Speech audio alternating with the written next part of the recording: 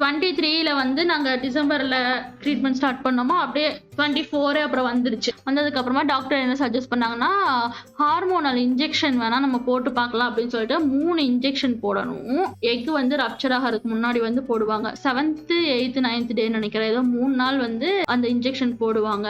3 injection சேர்த்து ரூ. 4500 ரூ. 5000 வரும். அந்த இன்ஜெக்ஷன் மட்டும் 3. ஹோமியோபதி ட்ரீட்மெண்ட் போயிட்டு இருக்குது. டயட் போயிட்டு இருந்துச்சு. அதுக்கப்புறமா ஜூம்பா கிளாஸ் வந்து போயிட்டு இருந்தேன் கரெக்டா. இது 3 நான் பண்ணிட்டு இருந்தேன். 3 இன்ஜெக்ஷன் போடணும்னாங்க. ஒரு இன்ஜெக்ஷன் நாங்க போய் ஹாஸ்பிட்டல்ல போட்டு மீதி 2 வாங்கிட்டு வந்துருவோம். ஹஸ்பண்ட் ஒர்க் பண்ற பக்கமே ஒரு குட்டியா கிளினிக் இருக்குது.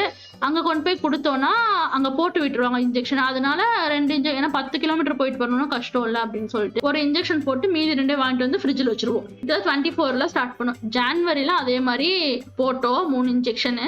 அதுக்கப்புறமா பிப்ரவரியில பீரியட்ஸ் ஆயிடுச்சு. ஸோ மறுபடியும் அந்த சைக்கிள்லையும் பார்த்தீங்கன்னா மறுபடியும் 2வது தடவை 3 இன்ஜெக்ஷன் போடணும்.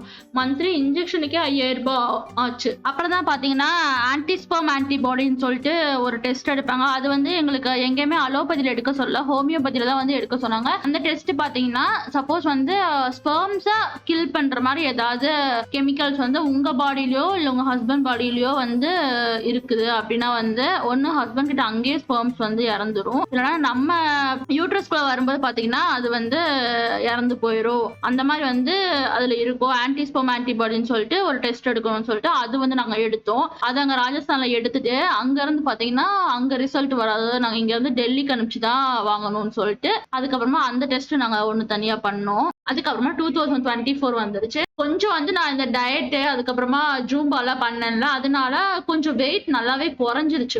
ஹோமியோபதி மெடிசன் எடுக்கும்போது பாத்தீங்கன்னா ரொம்ப வெயிட் ஏறின மாதிரி இருந்துச்சு.